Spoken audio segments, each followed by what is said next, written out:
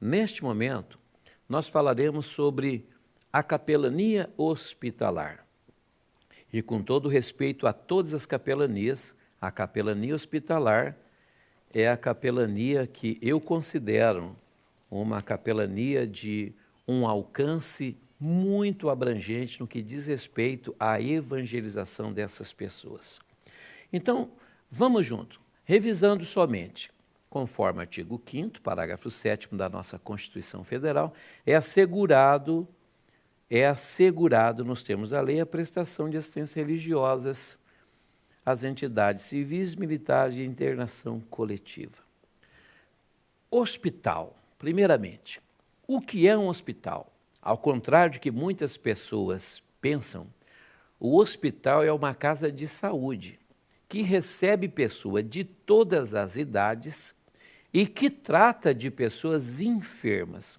Você já percebeu que muitas pessoas dizem assim, eu não gosto nem de passar na frente daquele hospital porque deve ter alguma lembrança triste. Mas, na verdade, o hospital é um ambiente ou uma casa de saúde, onde as pessoas estão ali lutando pela vida das pessoas que ali entraram. Sejam quadros mais graves, mais simples, ou quadro de exames, ou de investigação de problemas que dizem respeito à saúde da pessoa.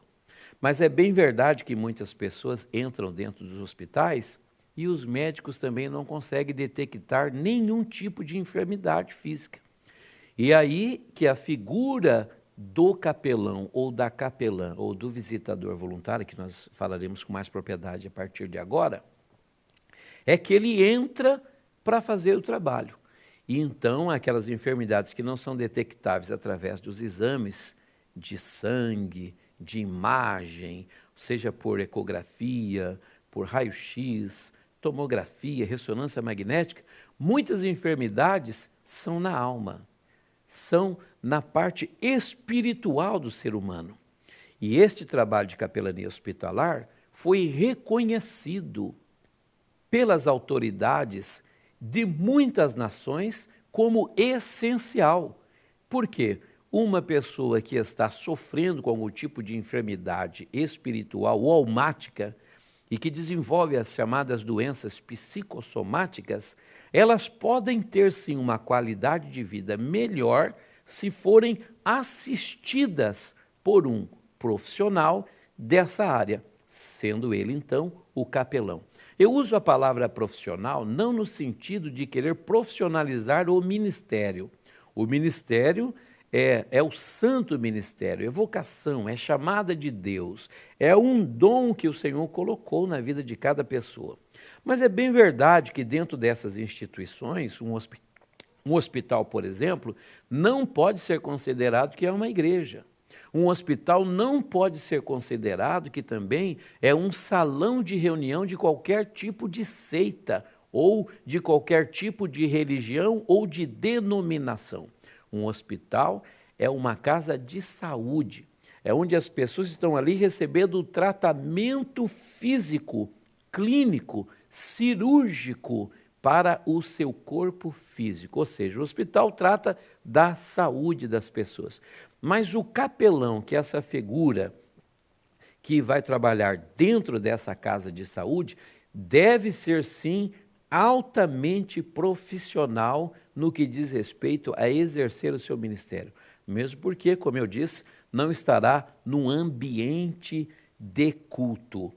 Embora esteja ali evangelizando, ganhando almas, combatendo nas dimensões espirituais, lutando contra doenças e também espíritos de enfermidades e também espíritos demoníacos, que eu vou falar sobre isso no decorrer das aulas, o capelão deve estar ali com uma postura altamente equilibrada e profissional para que, como eu disse na introdução à capelania, ele possa se destacar de forma que honre a Deus diante das autoridades de serviço ou os profissionais que atuam na capelania hospitalar. A capelania hospitalar, a rainha das capelanias, ela trabalha com pessoas desde o seu nascimento, no setor da maternidade, quanto também no setor do morgue, ou seja, dialéticas, vida e morte. O capelão hospitalar, ele dá assistência tanto ao recém-nascido, quanto ao que, infelizmente, entrou no óbito. A capelania hospitalar, ela atua dentro dessa instituição e precisa ser o mais discreto possível, mesmo porque, como eu disse, é uma casa de saúde, onde quem está ali são médicos que estudaram 5, 10 anos, alguns ainda estão estudando, fazendo cada vez mais aperfeiçoamento. Os enfermeiros também, da mesma forma, tiveram um ambiente acadêmico. É um lugar que exige altíssima profissionalidade e preparo, seja técnico, seja intelectual e seja também prático. Já que o ambiente é assim de altíssima profissionalidade, é justo que o capelão também tenha altíssimo nível de preparo, tanto pessoal, eclesiástico, espiritual e teológico. Não dá para conceber a ideia de uma pessoa despreparada teologicamente dentro de um ambiente de hospital, onde as pessoas que ali estão, muitas vezes, eu vou falar sobre isso daqui a pouco, eles querem ouvir o médico, mas acabam tendo contato com o capelão ou com o pastor. Então, a capelania hospitalar, ela presta às pessoas essa assistência espiritual. Veja bem, dentro desta capelania hospitalar, nós teremos aqui duas figuras. Primeiro, a figura do capelão e a figura do visitador voluntário. Capelania hospitalar, que eu acabei de dizer, esse tema que nós vamos abordar, é uma capelania que traz até as pessoas o conforto espiritual no momento de dor. O ambiente hospitalar, levando em conta do que eu acabei de dizer, o ambiente hospitalar é um ambiente de saúde, mas é inevitável que nesse ambiente de saúde existam as enfermidades, inclusive as enfermidades de altíssima complexidade, as enfermidades de difícil de detecção e também as enfermidades altamente contagiosas. E o capelão, dentro do ambiente hospitalar, precisa ter a consciência de que pode encontrar tudo isso pela sua frente. O serviço de capelania nos hospitais, os capelães e os visitadores. Muito bem. Então, vamos entrar aqui dentro do nosso ponto. É sobre este serviço da capelania. Capelães e visitadores. Viu que eu disse duas figuras? Primeiro, o capelão é aquela pessoa que eu disse lá na aula introdutória, ele é apto, ele precisa ser uma autoridade, porque dentro desse hospital, ou dentro desse espaço, dessa casa de saúde, ele precisa realizar o serviço. E lembra lá da palavra de Deus que diz assim, se alguém está enfermo, chama os presbíteros da igreja e ore sobre ele ungindo com óleo em nome do Senhor Jesus, e a oração da fé salvará o doente, o Senhor o levantará. Se houver cometido pecado, ser-lhe-ão perdoado. Confessai as vossas culpas e oreis uns pelos outros para que sareis. E Tiago continua dizendo, e a oração feita por um justo pode muito em seus efeitos. Elias era um homem sujeito às mesmas paixões que nós, e orando não choveu, né? Por aquele período, 3 anos e pouco de seca, e orou novamente e houve a chuva. Então, note que o serviço da capelania do hospital deve ser um serviço de qualidade. Eu estou passando aqui alguns pontos para você e a gente já vai voltar aqui. A capelania nos hospitais e a Constituição Federal do Brasil, né, que eu acabei de falar e eu já vou voltar sobre isso. Por que a presença de um capelão visitador é tão importante para os que adoecem, e também a capelania e a visão do sofrimento. Vamos voltar aqui um pouquinho. Eu acabei de falar aqui sobre esse serviço de capelania no hospital. Então vamos lá. Pastor, o que é esse serviço de capelania? Primeiro, é importante você entender que o capelão é aquela pessoa responsável por toda a assistência espiritual dessas pessoas, impossibilitadas temporariamente ou definitivamente se dirigirem a uma igreja. Por que impossibilitadas temporariamente ou definitivamente de se dirigirem a uma igreja? O capelão é o responsável de dar assistência espiritual a essas pessoas. O serviço da capelania nos hospitais, ele diz muito respeito à vida da pessoa.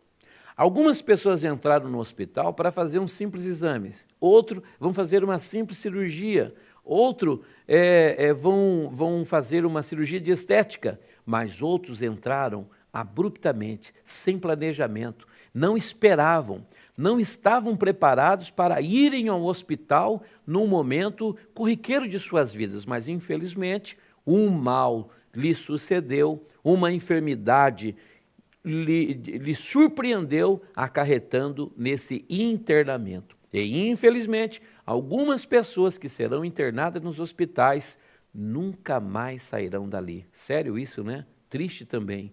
E isso, infelizmente, é o cotidiano na vida de pessoas que trabalham dentro dos hospitais, seja na área da saúde ou seja na área espiritual, que é o nosso caso da capelania. Então, o capelão é aquele que vai prestar essa assistência espiritual para a pessoa que está impossibilitada temporariamente. Vai ficar 10 dias, 15 dias. Você já percebeu que muitas pessoas hoje têm dificuldade de olhar para cima? Você fala de Deus para as pessoas, elas não querem focar os olhos, não querem olhar para cima, porque estão focados no mundo, estão focados nas coisas materiais, nos seus carros, nas suas casas, suas residências, seus empregos, suas faculdades e por fim.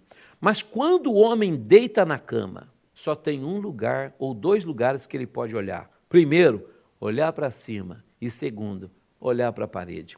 E quando ele olha para cima, e acredite, o leito faz um homem rever os seus conceitos de quando ele estava em perfeita saúde, gozando da sua liberdade, as suas opções, os seus desejos, enfim. Mas quando o homem deita numa cama, quando ele adoece, quando ele é levado abruptamente, e às vezes em casos que infelizmente ele não vai sair do hospital, esse homem está olhando para cima e ele está refletindo, lembrando, há um Deus no céu e o que eu tenho feito da minha vida. E é nessa hora que a figura desta pessoa, do capelão, vai aparecer com toda a sua postura, que nós vamos estudar, e lhe oferecer o conforto espiritual através da palavra de Deus e os dons do Espírito Santo.